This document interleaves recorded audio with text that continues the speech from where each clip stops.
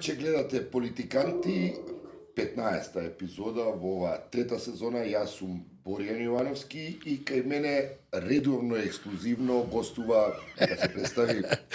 Јас сум Сашо Јордановски, ексклузивно да гости кај Боријан Јовановски, веќе не знам 3 години поред. Боријан, тоа ти е сега, што да правиме? Ате проз... и Мичо, не. Имаше. И Мичо, му го директор програма, али добро. Незастана Мартин Вучич, Програма сме, Мичо, нема проблем. Ова само покажува колку е динамична целата наша емисија и сето тоа. Мичо и Мечка продолжуваат вечер во обичаено во 10 така. Загрева, јако се загрева Мичо. Знао, Мичо, седи, оживај. Па, кога те прозиваат у јавност, кај мене доаѓаш, така е. И денеска пат те прозвам. Проблем, јазите. И би плюс и мене, и ја го покрај тебе на црна листа и Боријан, Да кажеме за оние што не успеале да видат. Искрено ти кажам, ја еднаш го одгледам видеото, благодарејќи на колеги од Инфомакс. Сега застанал Бицковски дека на некој пазарче, не знам што промовира таму. И па се навраќа меѓу другото на интервјуто што го дадов за Канал 5 телевизија. Ќе видиме таа изјава, ќе ја прокоментираме, се разбира, бидејќи не е незначајна. Види.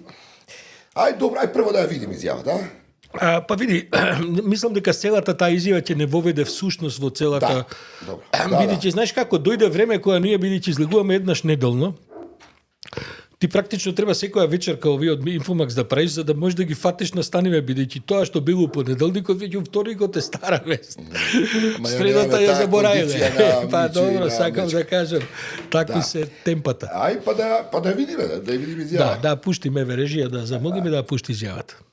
Господине Мицковски, однос на состојбите во Украина и потрагата за решение и траен мир, вие претходно изјавивте дека европски политичари ќе бараат средба со Трамп односно ова прашање, но имаше обвинување од страна на опозицијата, исто така имаше обвинување и за начинот на кој гласаше Македонија за резолуцијата на Европска унија за Украина. Што очекувате сега, каков потек од опозицијата, но и ако може краток коментар на глобално ниво што очекувате како да се одвива? Да, ви благодарам. Многу суштинско прашање. Посебно после она што вчера се случуваше на состанокот на Европскиот совет, кога не помина едногласно одлуката за буџетот, нешто што е многу важно. Јас кажав на почетокот од оваа моја денешна изјава дека наша стратешка цел е полноправно членство во Европската унија.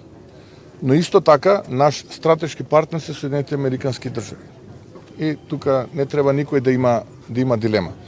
Бев критикуван во минатото од страна на опозиција, тогашната власт и некои во тоа време аналитичари од страна на власта, дека сме биле повеќе кон исток отколку кон запад. Сега кога сме многу кон запад, зошто сме толку многу кон запад, зошто не сме и така натаму. Јас ги разбирам. Ја не можам нивниот гнев и начин на формирање на измислици и креатури да го оправдам, но ги разбирам. Фрустрирани се, надежта се враќа кај граѓаните, се гради, гледате проекти, индикаторите се позитивни и сето тоа е во ред. Но на тој начин кога коментираат тие ги загрозуваат нашите стратешки интереси заедно со стратешкиот наш партнер Соединените Американски држави. Кога анализираат со лаги, измислици и кога навредуваат. Знаете, еден аналитичар многу близок до сегашната опозиција порано власт, кој што морам да признам изнесе една планина клевети, навреди кон претседателот на Соединените Американски држави. И не излезе во јавноста ниту тој да се извини, нити тие кои што го поддржуваат, а тоа е сегашната опозиција поранешната власт, односно сегашната опозицијска коалиција Левица, СДСМ и ДУИ. Нити пак тие излега.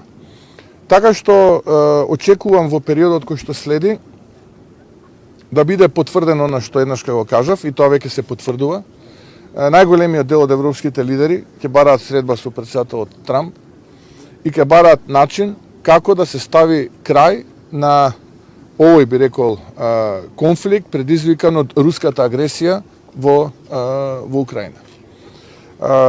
И јас сум убеден дека ние како држава треба да се позиционираме заедно со нашиот стратешки партнер. Убедени сме во владата дека тоа е правецот во кој што ние како држава треба да се движиме. И во име на тоа беше и нашата поддршка како влада на резолуцијата која беше поднесена од страна на Соединените американски држави како резултат на 3 годишнината од почетокот на руската агресија во Украина во рамките на Обединетите нации. Дека нашиот став беше исправен, потврдата стигна во гласањето во Советот на безбедност, кој што е како одлука носи конечни одлуки. Каде што голем дел од постојаните земји членки на Советот на безбедност, а се дел и од Европската унија, но и оние кои што се повремени членки, а се дел од Европската унија, не гласаа против. Туку гласаа воздржано. Ако тие беа против, може да гласат против и да ја блокираат. Тие не ја блокираат.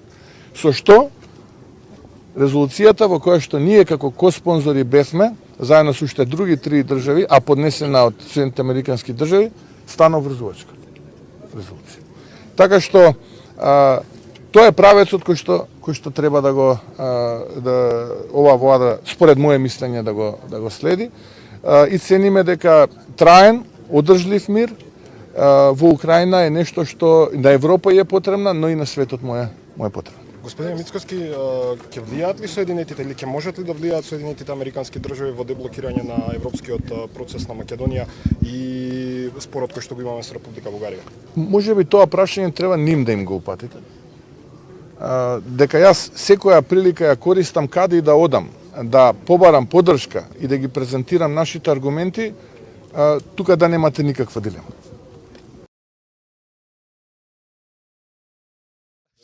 Планината, кај ти е ова планината на време? Конфузија, човече. Тотална конфузија. Уште му треба да се дообјасни за воздржаните гласања, за ова што е комплетно на погрешни страни во политичкава кариера. Он бил на исток, па сега бил на запад, која западов е на исток. Тотална конфузија, човек. Мислам дека он има потреба сам себе да си го објасни, како што го кажува. Има и таков проблем, бидејќи ова е доста конфузна ситуација. Да. За прв пат во 30 години ваква конфузија во надворешниот политичкиот курс. Види, објективно, мислам, јас него го разбирам. Он беше 2-3 пати во Соединените американски држави, прв пат оди на такво ниво, он е импресиониран и помалку уплашен.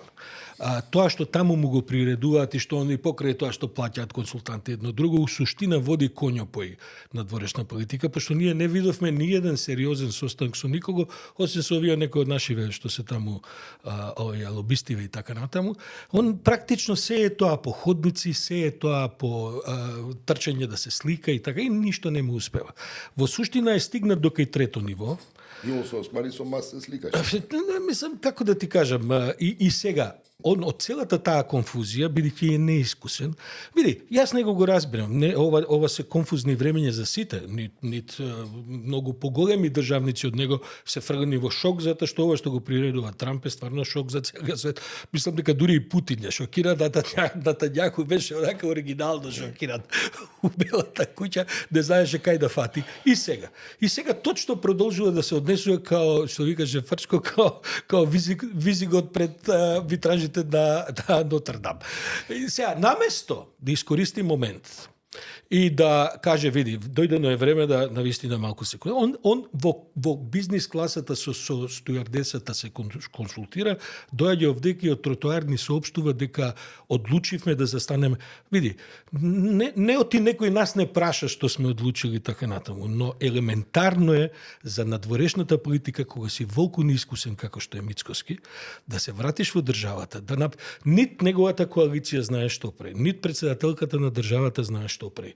Нити знаеш што прави, да речеме, не знам, комисијата за надворешни работи во собранието. Значи никој он одлучил, пошто таму го импресионирале, го подуплашиле, што ја ти кажам, тоа се гледа од целата конфузија која живее. Доаѓа овдека прогласува некако меѓувреме резолуции, гласа воздржано, оној Вучич како сте манга, он гласа против, па после се извидува.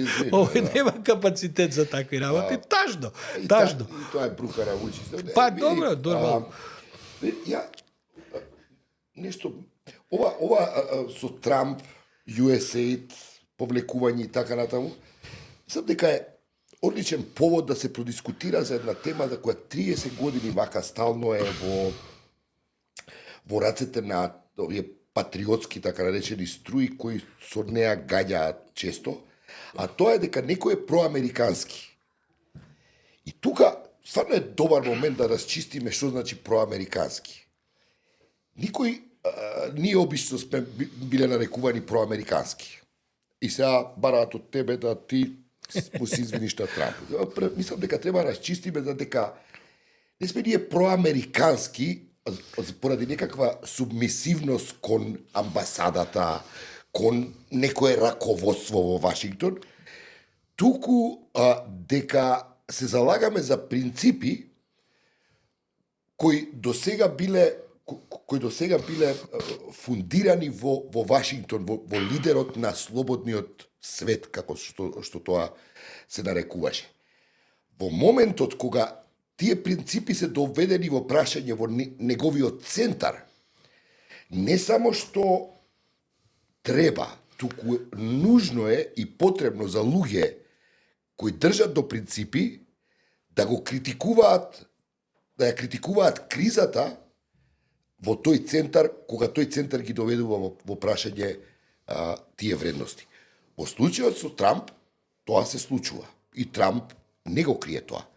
И во таа смисла не можам да го сватам моментот дека на било кој начин, дали ти, дали било кој би го критикувал Трамп, на било кој начин би го довело стратешкото партнерство на Македонија со Соединетите Американски држави. Еве, на пример, да се навратиме на кога беше Бајден, ботовите ВМРО-вски. Стариот, ваков, тако. Го доведовме ли ние во прашање стратешкото партнерство со Соединетите Американски држави, кога Бајден така карикатурално се представуваше во јавноста? Предпоставувам не. Не предпоставувам. Него сигурен сум дека не. Таа смисла не верувам дека и на Трамп му е гајле што ти имаш свој критички став. Но ние мислам дека стварно треба, нивното сега додворување, тоа е една точно субмисивна позиција во која точно се понижува Македонија. Сега ние треба како да му се додворуваме на Трамп. Зошто му се додворуваме? Затоа што е он американски председател? Не. Ние сме само или барем јас, јавно да кажам, да, сум бил проамерикански затоа што сум сметал и ми е жал што Вашингтон ја губи моќта на лидер на слободниот свет. И уште една реплика, ако можеме околу ова за Исток. Дека он бил критикуван дека се ориентира кон Исток. Да. Не се сеќавам дека баш така некој, поготово не ние, баш нешто експлицитно сме го критикувале, бидејќи немал ни став. Он бил конфузен пат и они денеска е конфузен, нема тука никаква. Сега мислам дека откако Трамп победува, он конечно ја ослободува својата происточна, како да кажам, својата происточна субстанца, која е и либерална, во друштво со Орбан и Вучич, која се најде во друштво со Северна Кореја и со ред други такви држави кои ја поддржуваат Русија. Денеска слушам началникот на генерал-штабот Макрон го викнал, ама он ќе одел и да се ставело одма да знае дека Македонија немала да даде своји војници во Украина. Бурата од реакции на воодушевувањето од моќта на Путин и како он ќе ја згази Украина, повелете, видете кој пишува на социјалните мрежи и од кого произлегува тоа воодушевување, на кое патем Мицковски е залепен сега. И ако до сега, ја не сум рекол дека он происточно ориентиран, но после овие епизоди и победата на Трамп, кај него конечно се ослободи источната енергија. Истерн гейт, онака, и тоа е проблем. А да, се разбира, со цела оваа реторика негативна во однос на Европа и Европската унија, и за тоа сакам да се навратам уште Ќе се навратиме, се разбира, бидејќи тоа е важната тема. Види сега, ја дури не сакам ова ти што го збориш да го зборувам. Јас сум еден од ретките луѓе во Македонија, не знам, може сум и единствен, веројатно не сум единствен, кој што има поминато 1 саат со американски претседател во просторија.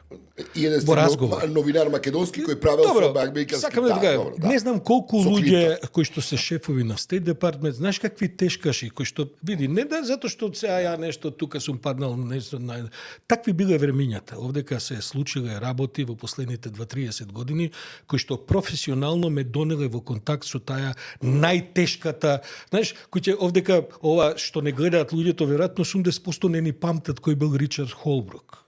Да. Сега не ни памтат кои биле такви имиња. Такви, не знам колку сум, ајде нешто и разговар, со него не... И сега, јас ја разбирам неговата импресионираност, он го нема, ја нема таа можност со тој ранг да се среќава, он е сепак се ова од трете шалон луѓе што ги гледа, највисок му е овој Гренел, тоа е иначе за него можеме една посебна ова емисија да направиме, но добро, ние не ги бираме на Не, Трамп. стратешкото Сакам да ви кажам, не ги бираме ние на Трамп пратениците, го избрага него, тоа е. Ја не викам дека може Мицковски нешто да прави, но во суштина он е бос, Мицковски. Бос е импресионирање, туфка, татка, при тоа не сака да се консултира, не сака да помине низ еден процес, се истрчува. Види се, еве, за да влеземе во вистинската тема, зашто всушност он е во една тотална конфузија. Он не гледа дека Европа онака брутално се престројува. Он мисли дека Македонија можеме да извадиме вака од земја и да ја пренесеме во Галфов Мексико. Како се сега тоа поново, не знам како. Американски земја. Да, американски. Значи, он мисли дека тоа ќе се случи. Значи, види, ова Трамп вака, види, со Трамп ти не знаеш, никој не знае. Може утре да се пробуди и да каже ја признам Македонија за најдобрата земја у свет, а може и да се пробуди и да каже јас ставам 100% царини даноци на Македонија. Кој знае што ќе му текне, нешто 3 саца, бајга ќе фати да твита, не знаеш кај ќе те однесе. Значи, не викам јас дека сега Мицковски треба да биде он нешто критичен така на. Он треба да биде внимателен, избалансиран и повеќе да молчи. Ова некој експлицитно ставање на страна на Орбан, бидејќи ние немаме друга надворешна политика осим Орбан. Па ти во изјавата он вика дека треба значајно е дека не се донесе ова, затоа што Орбан гласеше против. Орбан е отиден на патот кога наскоро него ќе му се сруши западот врз главата. Ти знаеме, ти знаеш добро какви подготовки се прават, ќе ги одземат прашањата, правата за гласање и се тоа ќе му се случи. Погледни ја тактичност, извини што те прекинав, на Косово, на Еди Рама, па и на Бугарија. Ама на сите бе, Боријан, види, потактичен и Вучич. Мислам, на крај ќе мора да оди на 9 мај кај Путин, бидејќи ова што му се случува во Србија, му се одбројуваат веќе последните сати, така што мора да демонстрира некој. Погледај ги грците, човече. Грците се, кои што се за нас веле сила надворешно политичка, нели Марко Рубио, првиот состанок го имаше со Гери Патриди, со министерот за надворешни работи, тоа е Грција. Овој не е стигнат ни до чекалната на пријавницата, таму кај што се сретна. И сега, такви земји водат внимателна политика, водат избор. На јајца газат, не се тураат да спонзорираат, па после да гасат воздржано, па да ги исмева цел свет и така натаму. Не се бутаат да одат со владини, со приватни авиони, кога е на сите ме јасно дека светот е отиден стварно во нормалности и се гледа едно престројување на Европа. Види, ние со Европа не сме поминали лесно, тоа е јасно. Меѓутоа, ти како мала земја не бираш понекогаш и што ти се случува. Треба да одбереш како ќе ја формулираш политиката во однос, види, на Украина се случи војна која е за нас, па не знам што е, она е огромна држава за мали балкански размери и така натаму. Патем биде речено, мислам дека Зеленски беше онака баш мажиште кај Трамп и Ја не го делам твоето мислење. Добро, што понатаму ќе се случува? Воред го фатија у стапица и така натаму, мислам дека успеа да сега да не си у кожа на украинците. Што све ќе мора да потпише, тоа ќе видиме. Но сакам да кажам да се навратам на овој Мицковски. Еден Знаеш, он може да се разбира во енергетика, може да се разбира во, не знам, некаква вие, ги фаќат секој ден у разноразни коруптивни афери. И тоа, види, безобразни коруптивни афери. Значи, настрешници кои коштаат по 500.000 евра. Превод, опреми за симултан превод од 750.000 евра. Папаја и манга и гројза, шо да ти кажам, мислам, онака. Он денеска го прашаат, како реагирате на списокот дека вие сте потрошиле 30.000 евра за грозија и за манго, вика, не сум сигурен ќе треба да проверам. Како би ќе треба да провериш? Па ти поубаво е да бидеш почесто у земјава за да не ти се случуваат такви работи, очигледно дека некој ги јаде у владата и тие манга и тие авокада. И сега ти кој ќе излезеш имаш спремен став за мене да збориш 5 минути, а немаш за ова за авокадава кој ти го фатиле директно нели у потрошувачката кошничка на која ти си, што ти уствари, што ти всушност имаш да збориш. И тоа е овој момент во кој се наоѓаме. Он нас не стави, комплетно сме заробени во оваа Орбанова оптика, таја се гледа дека нема перспектива во Европа. Јас на унгарците им пожелувам се најдобро, се разбира. Они имаат исто така деликатна позиција заради се да не влегуваме и сето тоа. И ова Орбан е еден тоталитарист, како да кажеме. Пример му е на Трамп, па што остана за другите. Но зашто ние да делиме таа судбина? Ниту тоа ни помага нас, во ниедна агенда не ни помага. Не ни помага ниту во агендата да напредуваме кон Европска унија. Јас мислам дека таа агенда е мртва, дека таа агенда ни Мицкоски веќе не ја тера, иако ја заврши изјавата со тоа. Всушност, он кај да отиде само раскажува плачливи приказни. Не раскажува ти плачки, тие сите плачки нити ти ги слушаат, а и не е дека не ги знаат. Не ги знаат. Па не е дека не ги знаат. Се разбира. Кажи ти што правиш во целава ситуација за да ние евентуално мрднеме или ако не мрднеме, да не отидеме на погрешната страна. Инаку да ти кажам, види, и оваа приказна околу Трамп апропо ова, види, ја мислам дека и оној Путин со кој, види, Трамп до сега нема кажано ниеден лош збор за Иран. Секој ден се на контакт со Трамп, со Путин, со тоа што по посредници, што директно се телефонски, го спознае што разговарат и така натаму. Нема кажано лош збор ни за Кина, многу внимателно. Отвори војна кон Канада, отвори војна кон Мексико, отвори војна кон Европска унија, отвори кон Западот, кон најстарите сојузници, значи, целата политика му е тргни застани. Рейтингот му паѓа добро. Нас не ни интересира, нека е со среќа што сака. Знаеш, рейтинги да паѓаат и растат. И на Мицкоски му паѓа рейтингот. Затоа е бакат нервозен. И сега, во вакви историски времиња, на ваква микродржава каква што е Македонија, мораш да бидеш внимателен. Мицковски не е. Во вакви времиња, во вакви геополитички земјотреси, со вакви грешки, мали држави, мали народи можат да потонат во процепите кои ќе се отворат. И во таа смисла, тоа сме го говореле, колку треба човек да е тактичен, колку е потребна мобилизација. Малце луѓе сме, немаме ние многу луѓе кои би можеле да...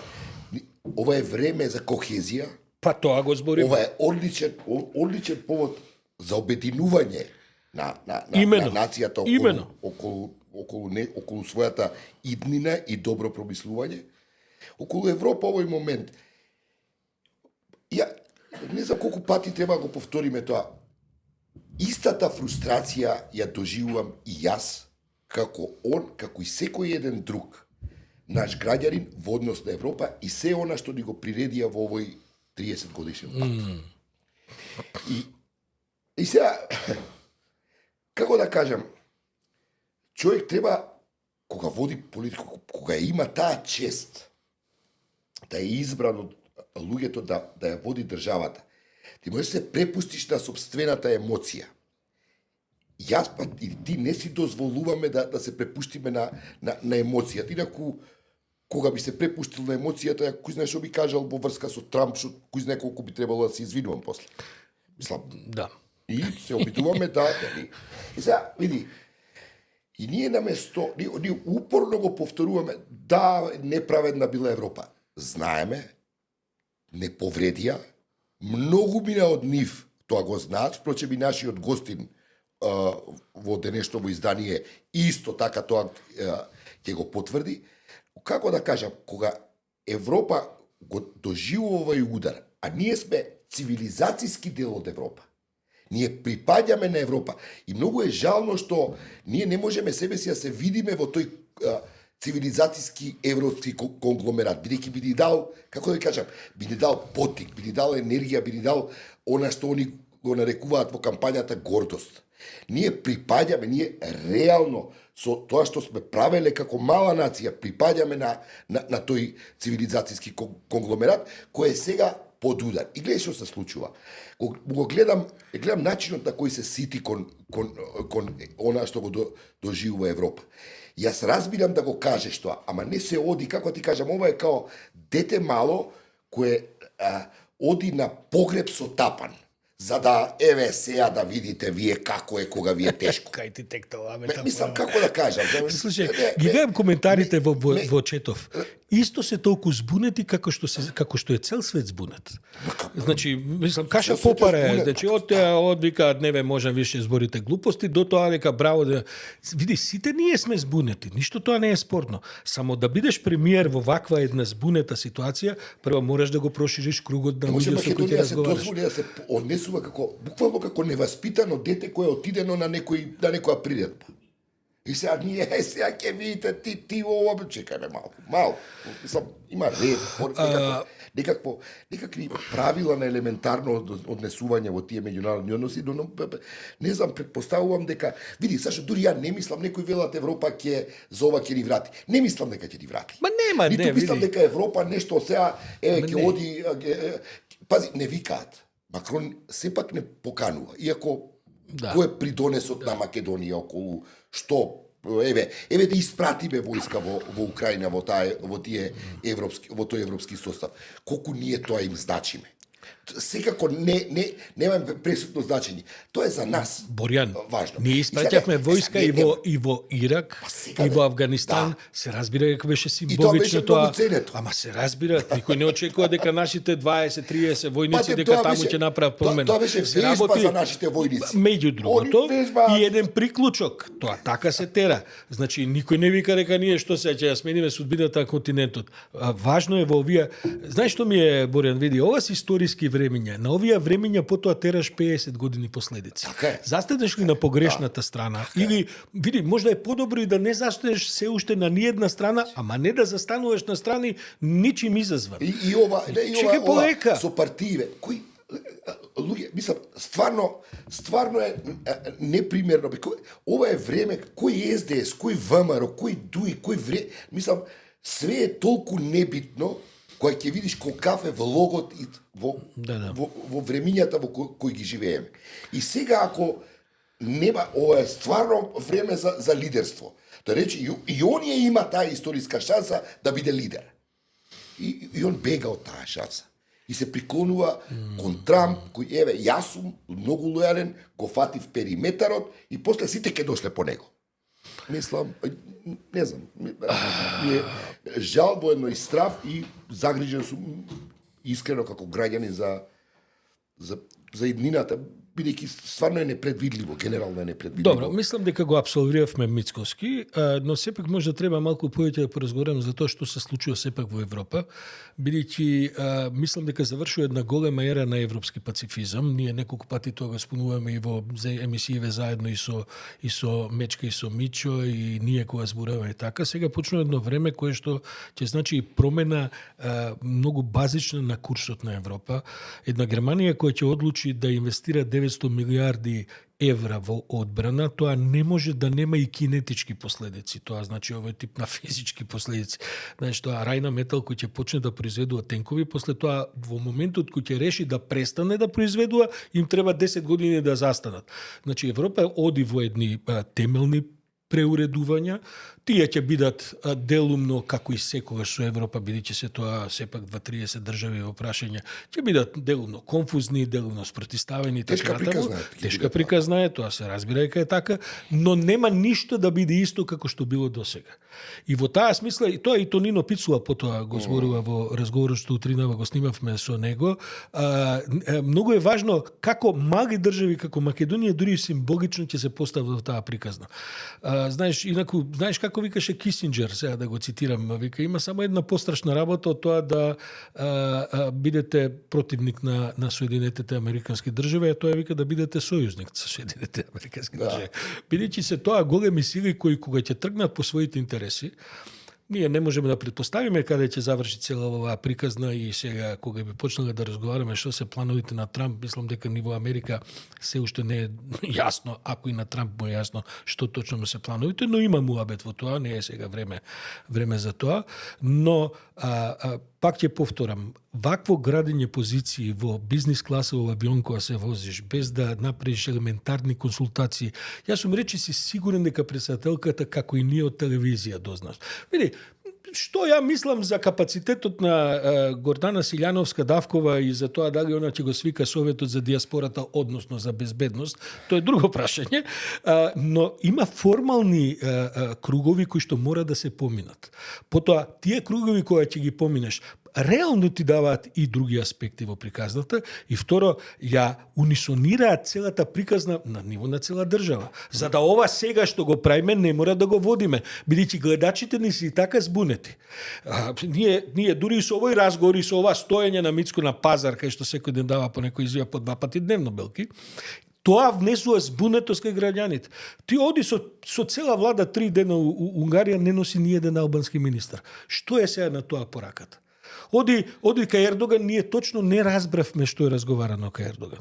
Не сум сигурен дека кога се вратил и овие инстанции кои што се формални разбрале што точно е разговарано таму.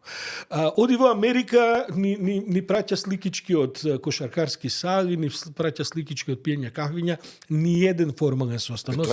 Наредува... Тоа е источната ориентација. Јас сум лидерот, тоа е авторитарната, таа една тенденција која просто не може да сокрие таа источна и истерно и нема тоа чувство за одговорност кон заедницата која мора да се направи, при тоа во лагодна позиција, види, има толкаво мнозинство во парламентот, на крај се ова што го кажува може да го направи и да па не може коалиционите партнери од изјавите од тротоар да разбираат што се изјави. Инаку председателката која апсолутно има ингеренции во надворешното По устав. Прв пат денес кога видов јавно за 8 март и за правата на жените зборуваше. Во овие околности, во овие геополитички околности. А сега горе-доле мислам дека и со тоа се праќа една јака порака кога председателот на државата единствениот настап му е за правата на председателот на државата е избор на господинот Мицковски. Така е, па тоа е јасно ние се можда намерно таква бира, ја не знам, но еве кога ќе дојде да се решава нешто критично, ти гледаш дека кога немаш капацитет, потоа луташ. И председателката не е жена која нема што да каже во... Се согласувам, добро. Ако ништо друго е внимателна, види, внимателна, ќе му каже, чекајте Мицковски, убаво се ова што ни кажувате, се тоа фино, ама да размислиме уште 30 минути бар да... Он нема ни потреба тоа да го прави. Да не говорам сега за ова што инаку е и причината и поводот за ваквите остри реакции од ВМРО, ова што им го кажувам. Морате политичката елита у земјата да ја консултирате. Од која ќе завршите меѓу себе, од која ќе изградите став, треба седнете и со опозиција. Ама ваква била опозиција. Сашо Ордановски, Дуи, Левица, не знам што. Види, елементарно е. Па ти гледаш како тоа го прават британците. Кај што исто така лабористите 100% се во мнозинска позиција. Јас гледав седницата, имаше дел од седницата во британскиот парламент. За кого да зборам? Нема... Лепен го поддржа Макрон. Мислам, Лепен го поддржа Макрон. Да зборам ги за германците. Да зборам ги... Па тоа се сериозни демократи. Со тешки одлуки, со последици, со вртење на еден голем прекуокеански брод у друг правец, овој седи додека и наоѓа потребно тротоари да дава изјави и да коментира надворешна политика. Па мислам, могим. Дали си слушал изјава? Иначе на нарачани прашања, од Еди Рама, од Курти. Сега да фајта страна. Не. Па нормално.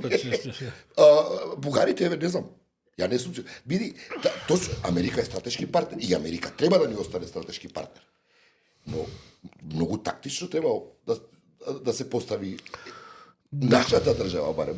Добро, еве ќе видиме како тоа ќе оди понатаму. Види, она што мене ме загрижува, види, може да ја рети нешто друго се каже, аман бе Мицко храбри се дојде во Инфомакс да едно интервју, што си се уплашил толку? Еве Бичо и Бечка те викаат 100 пати.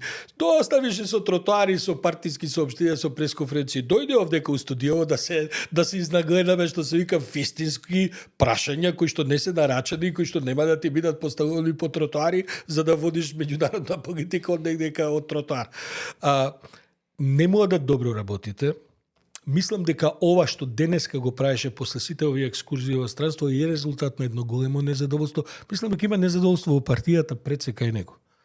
И без разлика во која состојба опозицијата во таква е каква што ја опишува, он има веќе проблем во неговата партија, бидејќи има големо незадоволство, ги фаќаат веќе во секојдневни глупости, он доаѓа и глуми неподготвен, глуми не сум консултирав, ќе провериме, што ќе проверуваш, бе дечко, све е проверено. Мислам, ако ништо друго, барем во денешно време, како резултат на претходните власти, барем не може да се скријат тендери, не може да се скријат кои се фирмите што ги добиле. Па ти гледаш една фирма добива тендери во 15-20 ВМРО-ски општини. Па тоа да платиш 750.000 евра за симултан превод, пази за изнајмување. Сега да отидеш на Алибаба, сега тој систем ќе го купиш, ти гарантирам за $5,000. Ти гарантирам. Еве и две такви да направиш кабини. $5,000 проверував, човече. Проверував. $70 ти е ова такво. Да купиш 100 комада, то толку е. Би со попушчи ти дадат. Знаеш Алибаба како е, пошто над толку парчи. И сега ти не правиш сите нас будали. Па не може така, па не е. Еве, например, ова криза во Европа, па и ова покана од Макрон, што ми направи впечаток, морам да ти кажам, стварно не сме викнати за тоа што им требаме, него сме викнати да како затоа што водат сметка, бе, Борјан. Како порака дека сметаат дека сме ние дел од Европа. Види, ние сме биле домакини на разни мисии, ЕУФОР, ваква е превентивната, веќе не знам, НАТО, ова.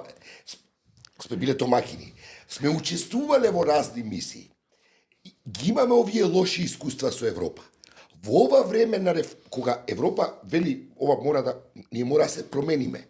Ние мислам дека треба да се поставиме супериорно во смисла не да фаќаме сеир, него да одиме со искуствата наши, да им сугерираме, не да им нив, самите, значи, да учествуваме во тој обид на Европа да излезе од оваа криза и да се престрои, односно да ја реформира внатрешната своја структура. Ние сме едно добро искуство за неа.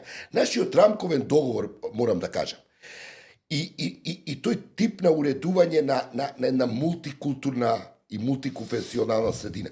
Ја мислам дека тоа е еден добар пример кој ние можеме на Европа лекции да ја одржуваме, затоа што Европа допрва ја чекаат предизвици со мултикултуралност. Еве ти ја види пржинската влада во Србија на крајот ќе биде некоја форма на излез од кризата. Значи не сме ние. Зошто да не се поставиме во таа смисла супериорна, не во една ваква инфантилна смисла супериорна? Ако сум добро информиран, може би грешам, некој таму од домаќините во Америка, од овие лобистиве што ги плаќаме, валда ги плаќаме, бидејќи таму не верувам дека некој ќе троши време на Мицкоски за без пари, го убедувале дека е можда време да побареме од американците да си го вратиме името. Пази, во ситуација кога преспанскиот договор ја потпишан од Трамп. Фала Богу што овој колку, ако сум добро информирал, рекол немојте сега, не е време за тоа. Ама види, како што е без компас, можел да каже добра идеја. И ти ќе се најдеш до забајга у некакво чудо од кое после не ќе можеш да се опоравиш со децени, ако уопште ти остаат простор да се опоравуваш. Така што, Борјан, што да кажам, мислам, веројатно име влезено во една мантра која што ја мантра цело време. Добре, тоа ги држиме на алерт. Гледам дека во суштина 70% од тоа што го збори, бидејќи види се, Борјан, да кажам нешто друго и за колегиве наши драги, мили, почитувани и така натаму, од сценава новинарска, бар ја и ти ја знаеме 4 децени и плюс. Види, не гледам од крупни медиуми сериозна новинарско медиумско работење. Не можам да кажам дека е тоа како во времето на Груевски, кога беше се под команда и кога си извинувам, кога се разбира дека никој не ни помислувал да направи нешто вон командата. Меѓутоа, знаеш како, сите овие податоци што се објавуваат од релативно мали редакции, а податоците се јавни. Никој нема ексклузивитет врз тоа да открие колку чини на стрешницата на МНР. Никој нема ексклузивитет врз тоа, него треба некој да седне и да го одработи. Јас познавам барем 3-4 големи редакции кои што имаат доволно новинари, кои што имаат доволно искусни луѓе во професија, кои би можеле сето тоа баш во име на јавниот интерес да го пласираат. Сите си молчат. Нешто малку прашања кој ќе застане овој на некој тротоар да дава и тие прашања се, како да ти кажам, се сведува на пренесување на плукањата, владата ќе го исплука опозицијата ќе држи пресконференција и нив ќе ги исплука. Тоа изјави ако има пресконференции, дојде 3 сати. Чувени истражувачи, гледам Кипар, Албанија истражуваат, организиран крема, тука ништо круг. Окей, зашто тоа не. Добра, ама знаеш ти паѓа тешко сега, ние веќе не сме у ситуација која ние може да се баеме со регистри, со не знам што, ама има секој со својата чест и совест. Туку види, ние имаме една добра анализа во врска со ова што се случува. Утрово, бидејќи не можеше да се придружи во ова сесија во живо, разговаравме со Тонино Пицула, европратеник од Хрватски, некој известувач на Европскиот парламент за Србија, кој беше минатата недела во Србија и си помина така како си помина. Добро, и тоа го разговараме, така што е многу интересно како се тоа го коментира. Тоа разговараме за кризата на Европа, за односите Европа-Америка, само неколку за проширувањето. Коментари за тоа кој е Тонино Пицула. 4 пати пратеник во Хрватско собрание, 4 пати европски пратеник. Беше градоначелник на еден помал град од кај што потекнува во Хрватска, министер за надворешни работи во времето на Ивица Рачан, и тоа 3-4 години, во едни значајни години за Хрватска. Големата промена во Хрватска после туџба. Така е, значи еден навистина многу искусен, многу одлежен, тешкаш политички, со големо влијание во Брисел. Направивме одличен разговор, 30 на минути е разговорот, не може и нешто повеќе и така, и стварно препорачуваме да го одгледате, бидејќи овдека сме заглавени во овие нашиве кругови на кој кого што кого и така натаму, Мицко рекол, не рекол и така. Одгледајте го ова затоа што постои свет вон над Табановци и под овој Гевгелија има и друг свет малку кој што функционира. Па на крај ќе се одјавиме или во разговорот се одјавуваме? Па да се одјавиме сега да се одјавиме, а после така да уживаат. Да погледаат, мислам да погледаат една друга перспектива. Ви благодариме некои за коментарите и за ова што сепак е околу, барем на овој YouTube канал, ја што го гледам, има околу 1000 луѓе што не следат, и за целата поддршка што ја давате и на politikanti.mk, а и на Infomax, бидејќи ние ќе мораме идната недела па заедно со Infomax да седнеме. Многу е барано, многу е гледано, многу луѓе ми пишуваат. Мислам дека тоа има добра. Ќе продолжиме со гости малку вака од надвор, затоа што налага и ситуацијата, Сашо. Ова е исто така воредни времиња во кои има многу неизвестности, во кои одговорите на прашањата треба ги бараме тука, се разбира, но и да им обезбедиме на гледачите и други перспективи. Се гледаме најдоцна идниот петок, на кој ти ќе бидеш веројатно на Zoom, бидејќи пак ќе патуваш, така е? Да, добро. Но ќе имаме и гостин и така, и ќе продолжиме ова што го правиме. Ви благодариме, се гледаме за 7 дена најдоцна, може и порано на гостика и infomax.mk, politikanti.mk. Останете на фреквенција, ќе речем, кој на телевизија, на ова платформа и се гледаме наредниот петок. Тонино, добар дан. Добар дан, леп поздрав из Брисела. Ајде да почнеме с македонски, може да питам. Може, само изволи. Ова што се случува сега во Европа изгледа како да што би рекле вие, Бог вам дао Трампа во Европа нешто да почне да се буди и да европските потенцијали почнат да се мобилизираат за да се може да се соочат со реалноста. Може ли да кажеме дека ова целиот овој хаос во Америка е уствари еден добар мотив за Европа да застане на нозе конечно? Ја би рекao овако, одговарајќи на то врло озбиljno питање, да смо након супер изборне прошле године, 2024. godine, sada ušli u super neizvjesnu 2025. godinu, a dobar dio te neizvjesnosti dolazi iz pravca tog novog Trumpovog mandata. Međutim, rekao bi da nitko nema pravo biti iznenađen sa Trumpovim narativom i s ovim što on radi. Jer manje više sve je on to i nagovijestio u svojoj kampanji. Tako da odnos prema Europskoj uniji kojeg vidimo iz Washingtona je prije svega nastavak onog mandata od 2016. godine i prvog iskustva kojeg je Brisel imao sa Trumpovom administracijom, koja je vrlo jasno detektirala Europsku uniju ne kao saveznika, nego prije svega kao smetnju. Tako da ova njegova izjava da je čak i Europska unija formirana da bi ometala Sjedinjene Američke Države se naslanja na taj njegov narativ. Što se tiče Europske unije, treba kazati da je ona se uvijek razvijala kroz krize. To je jedan od utemeljitelja Europske unije kazao da će se Europska unija razvijati kroz krize, a da ne budem ciničan, mislim da je ovo prvorazredna prilika da Europska unija sazrije. Jer mnogi promatrači, analitičari još godinama ranije i prije nego što se Trump pojavio na političkoj sceni su govorili da je europski projekt ostao negdje na pola puta. Odnosno da tih 70 godina razvoja Europske unije je donijelo sjajnu korist prije svega za europske građane, dakle građane država članica.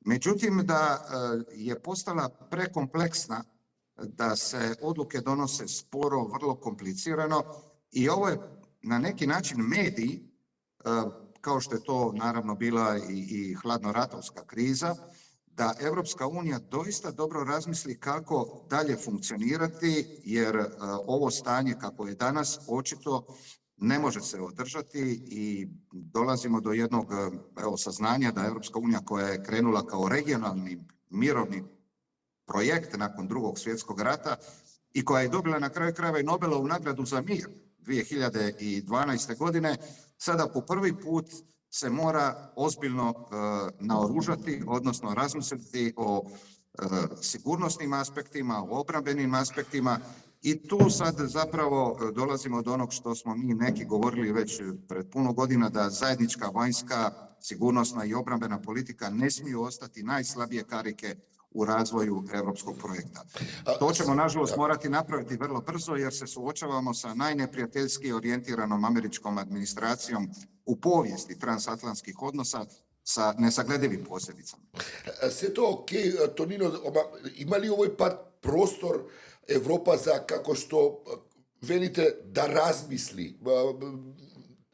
Da li ne predramatično se ova što se slučuva v odnosite među Evropa, Amerika, Rusija, sostojbata v Ukrajina, Izrael, Gaza, Sirija, povtorno, ima li uopšte vreme Evropa da zastane na noze, mislim, da prezeme čekori koji mnogo brzo će napravat efikasna i svoja? Apsolutno, vrijeme je jedini, ja bih rekao, neobnovljiv resurs i vrijeme brzo teče. Međutim, Europska unija je pokazala i nakon Putinove invazije na Ukrajinu da relativno brzo može reagirati na krizu i riješiti se nekih političkih tabua koji su izgledali zapravo nesavladivi prije invazije. Samo da napomenem da nakon 24. februara 2022. godine donesena je zajednička odluka da Europska unija i nabavlja naoružanje i vojnu opremu i da je šalje u jednu ratnu zonu. Osim toga, vrlo brzo je reagirala i s politikom proširenja. Ona je, naravno, političkih razloga dala status zemlje kandidata jednoj Ukrajini, ali i jednoj Moldaviji. S druge strane, podsjetio bih da je prije ove ukrajinske krize i dolaska Trumpa na vlast svijet tresla jedna vrlo ozbiljna kriza, a to je koronavirus, pandemija. I tada je Europska unija napravila nešto što nikada nije ranije. Ona se zajednički zadužila na međunarodnim financijskim tržištima kako bi pribavila novac da se pomogne europskim ekonomijama. Tako da je moj odgovor na to pitanje da, Europska unija je pokazala da može u kriznim situacijama reagirati brzo, ali ono što se mora promijeniti to je sustav odlučivanja. Ne smije se dogoditi da jedan Viktor Orban, na primjer, ucjenjuje 26 drugih država nekim svojim separatnim ciljevima, jer potpuno je jasno da Viktor Orban ovog trenutka nije boljitak Evropske unije i njezina daljnja integracija na pameti, nego neki sasvim drugi ciljevi.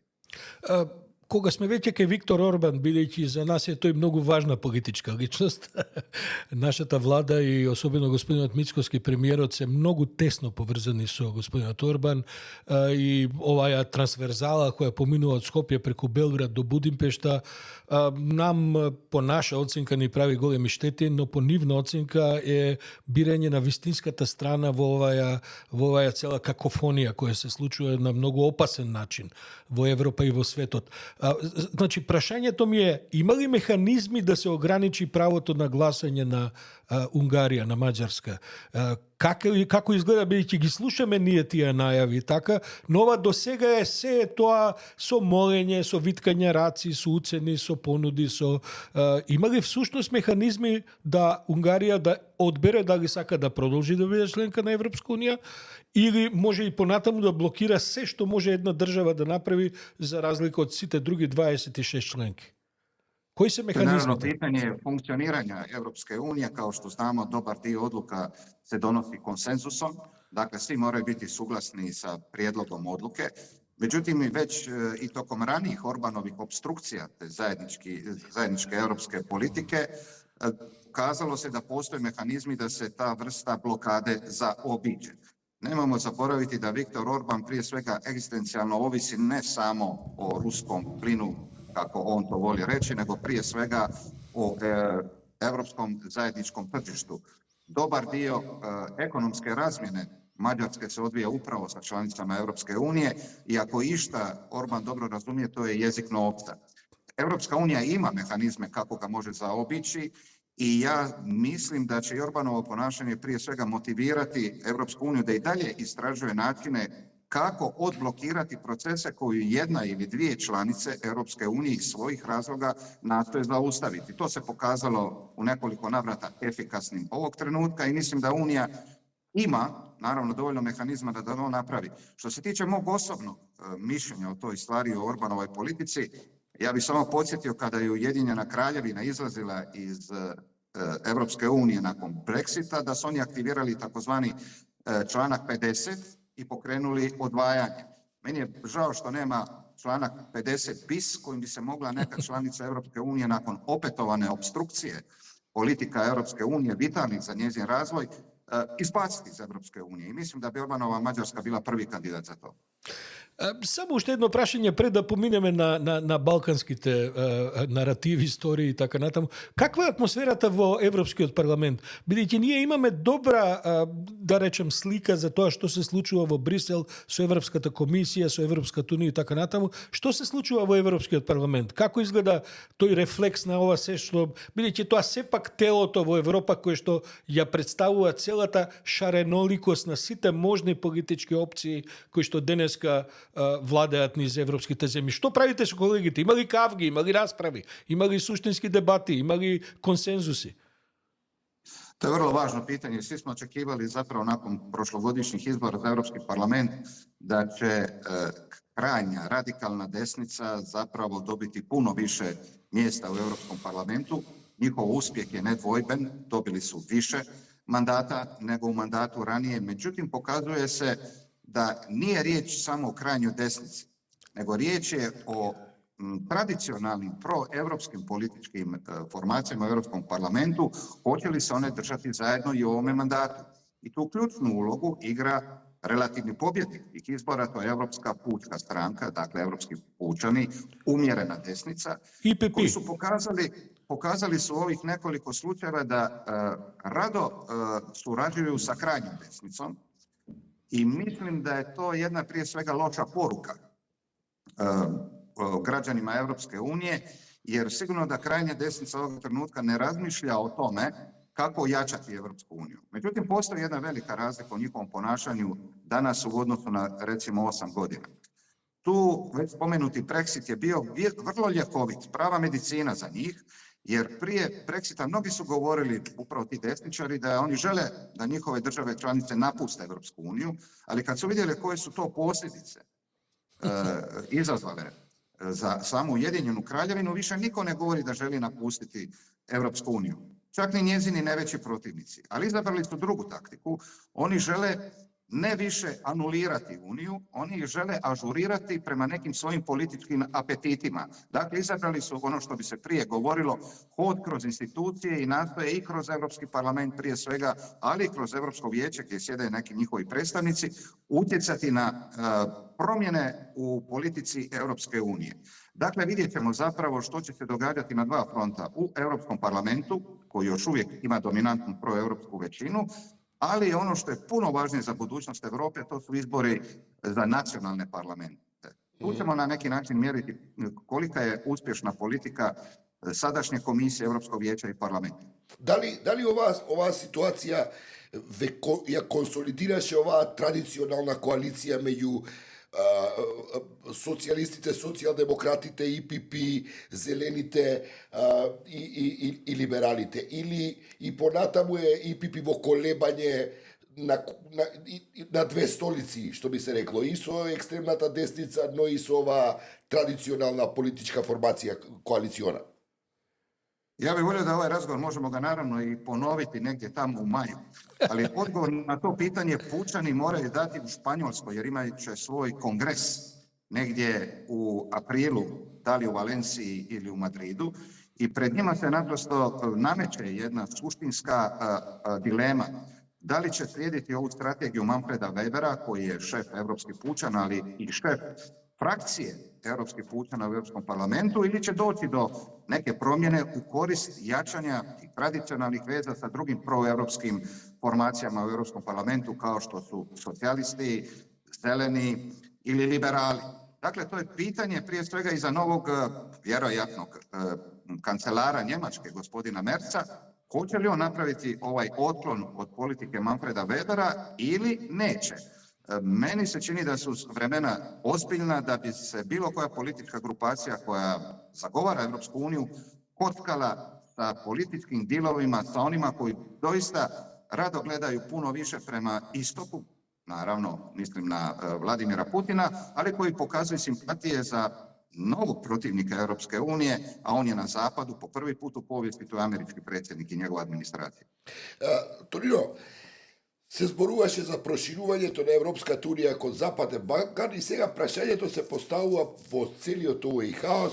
Има ли каде воопшто Европската унија да се прошири? Ако се земе во предвид дека Вучич веќе не е заинтересиран, денеска ќе разговара со Путин, со Додик се организираат исто во една, како кажам, антиевропски сојуз. Македонија е во еден влегува во тој сојуз некако преку Белград со Будимпешта и како што велат овде десничарите, Европска унија веќе и не постои и нема зашто тука да се разговара. Кој е твојот одговор на, мислам, да вистина каде ќе се шири Европската унија и што сега со овие земји кандидати кои просто губат интерес? Meni je prije svega drago bilo 2022. i 2023. godine da se politika proširenja vratila u mainstream europske politike, da više nije taj politika kao što je bila praktički od ulaska Hrvatske 2013. godine. Dakle, došlo je do proširenja, politike proširenja i kao što znamo, sada je čak 10 država kandidata u čekaonici. Ali uvijek je moje pitanje kada će se čekaonica početi prazniti, odnosno kada će prva sljedeća kandidatkinja nakon Hrvatske ući u Europsku uniju.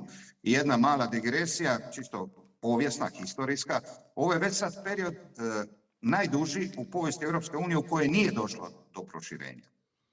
Pitanje je da li će, to je moje osnovno pitanje, do konca mandata Europske komisije, Europskog parlamenta, ovog trenutnog, da li će neka zemlja ući u članstvo Europske unije, nego da li će se završiti pristupni pregovori. Ostajem umjereni pesimist, prije svega zbog situacije u kojoj se sama Europska unija ovoga trenutka nalazi.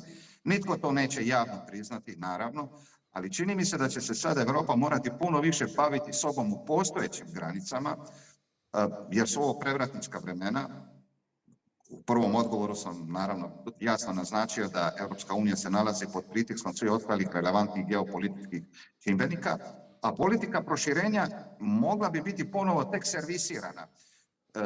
Odnosno, sigurno da neće izostati ekonomska podrška državama koje kandidiraju za članstvo. Na kraju krajeva, evo i taj plan reformi i rasta koji nije nimalo mali, to je 6 milijardi i 300 milijuna eura namijenjenih zemljama regije, da uduplaju svoje ekonomije u sljedećih 10 godina, da se stvori regionalno zajedničko tržište, to nije mali projekt. Međutim, Europska unija nije samo zajedničko tržište, to je i zajednica vrijednosti i zajednica podijeljenih rizika. I sad se vraćamo naravno na Balkan. Nema države Zapadnog Balkana ovog trenutka koja nije u krizi.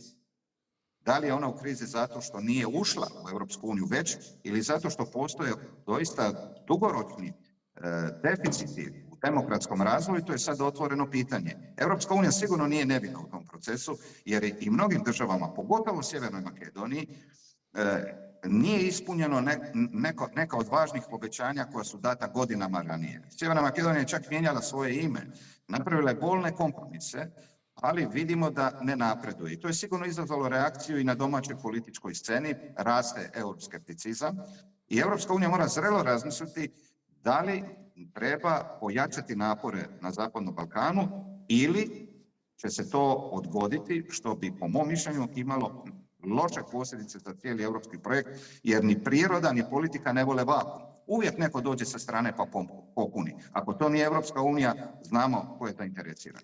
Da, naravno.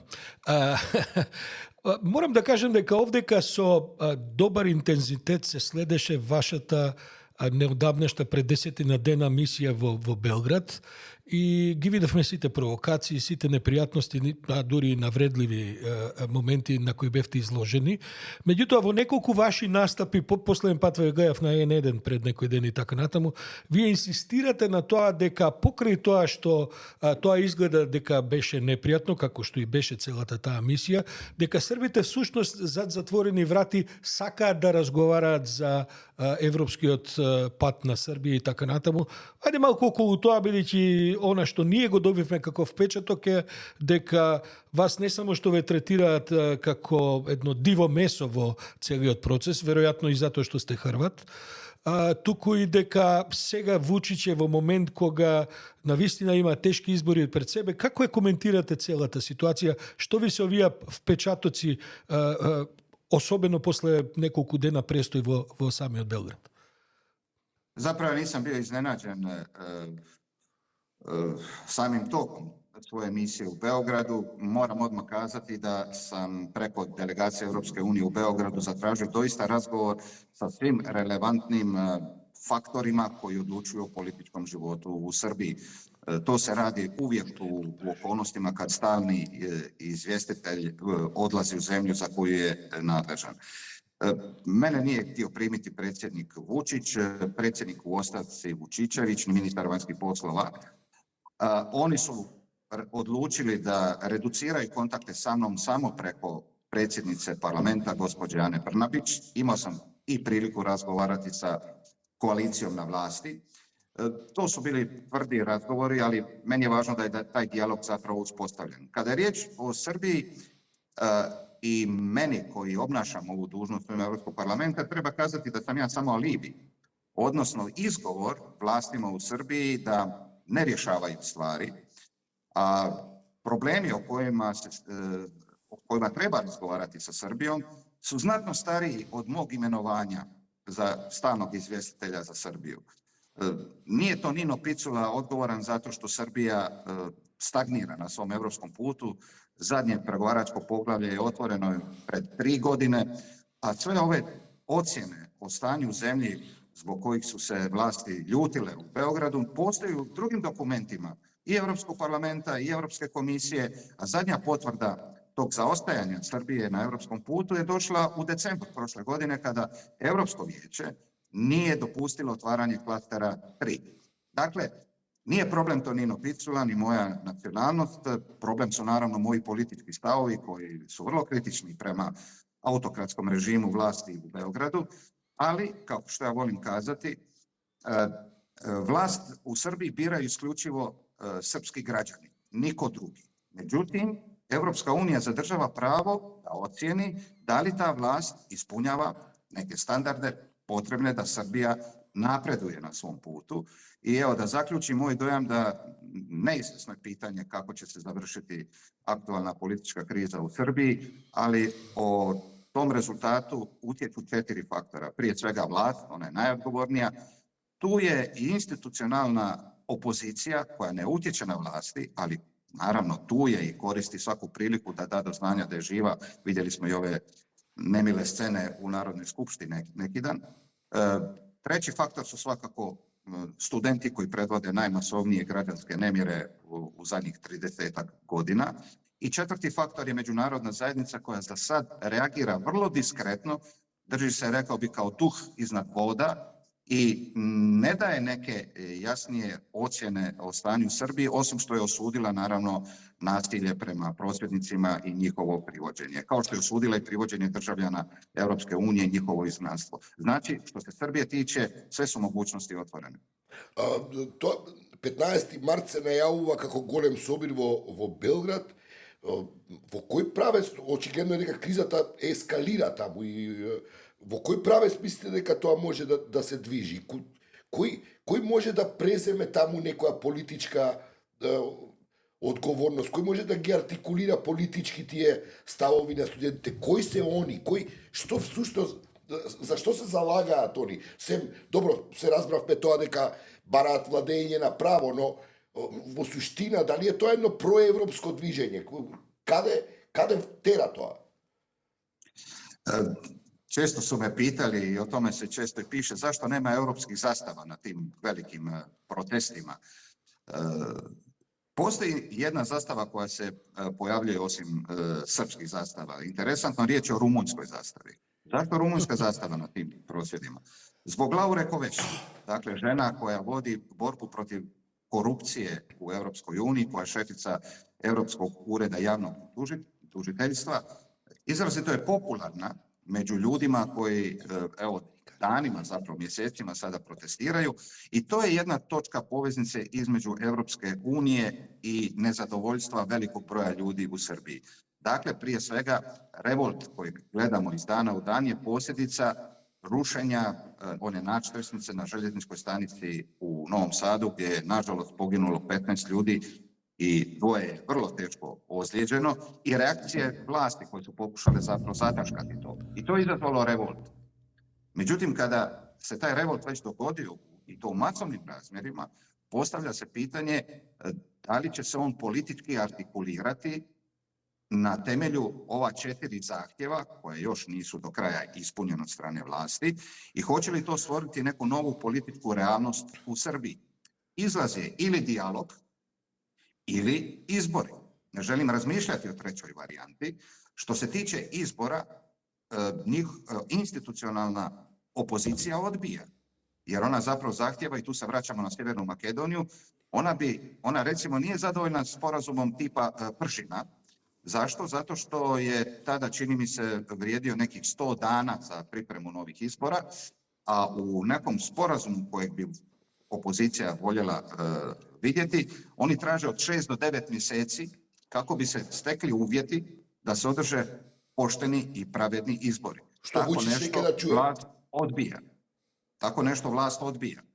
A studenti se još ne izjašnjavaju. Oni rade opći pritisak na političku sferu, ali osim ovih temeljna 4 zakona, 4 zahtjeva, oni nisu naprosto ni na koji način definirali što je krajnji cilj osim ozdravljenja srpskog društva.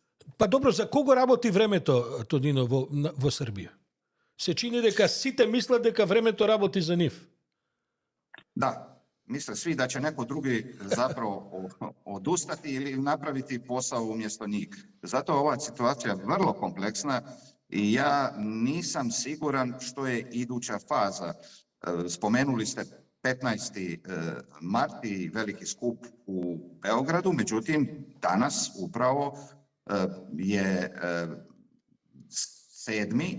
i čini mi se da ovoga trenutka mi imamo, tražit ćemo odgovor na pitanje da li će uspjeti poziv na opći štrajk kao neka vrsta pred događaja Beogradskog skupa koji bi se trebao dogoditi 15. Za koga radi vrijeme?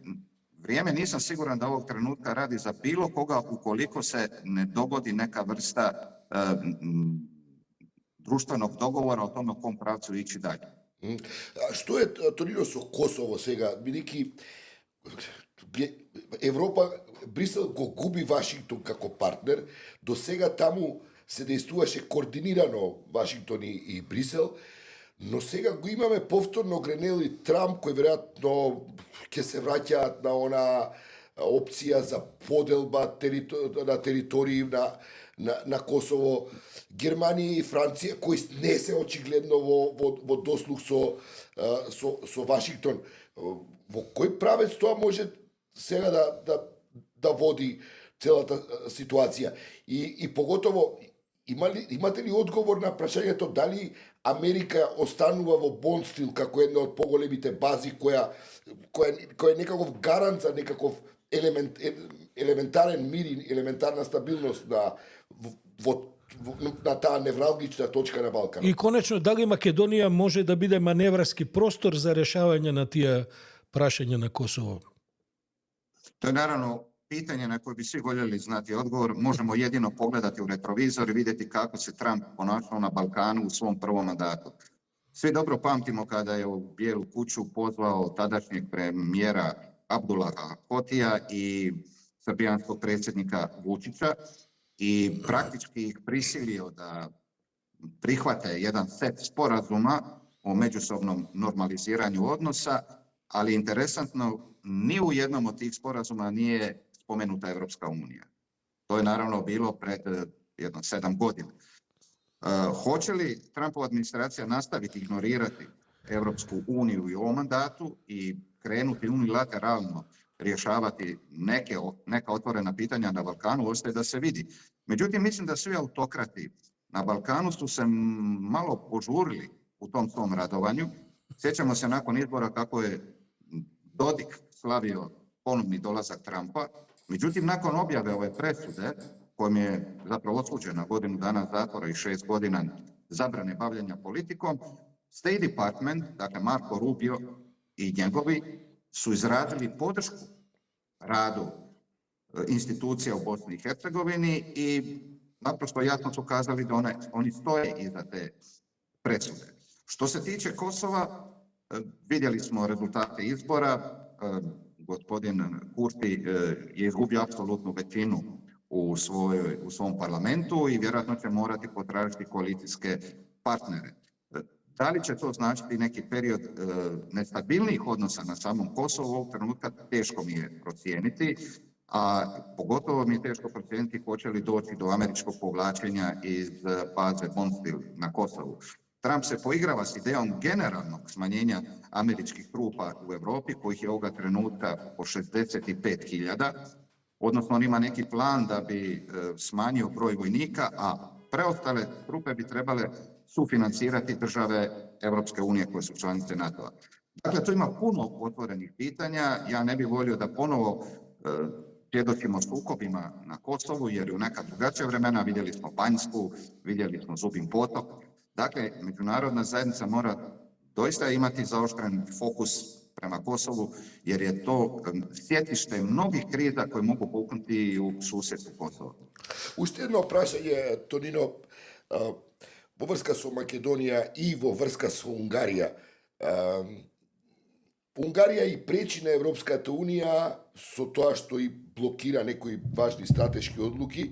И сега тука во Македонија некогаш со право се отвара дилема, па зашто Европската Унија, Европскиот совет не се постави така и кон Бугарија, која го држи во заложниство интегрирањето на Македонија во Европската Унија.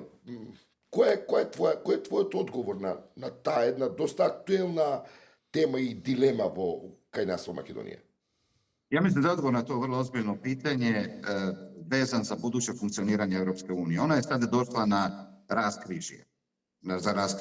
Ona ne može ostati relevantan geopolitički faktor ako dopusti takvu politiku koja je, nažalost, Sjevernu Makedoniju blokirala višekratno, na njezinom putu prema članstvu u Europskoj uniji. Jednostavno moraju se pronaći novi interni mehanizmi odlučivanja koji će spriječiti takve situacije kada se doista potpuno nepravedno jedna država koja savladava europsku agendu drži da stoji na mjestu i da stagnira.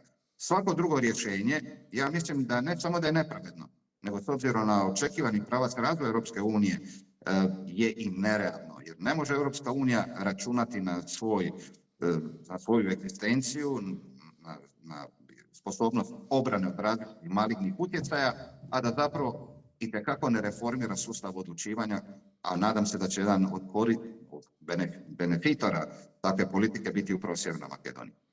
За сам крај, пошто знаеме дека мора да заминете и на други обврски што ги имате, имам едно некоректно прашање. Можете ли да ни протолкувате Зоран Милановиќ е за или против Украина? To morate njega pitati. Така и предпоставам.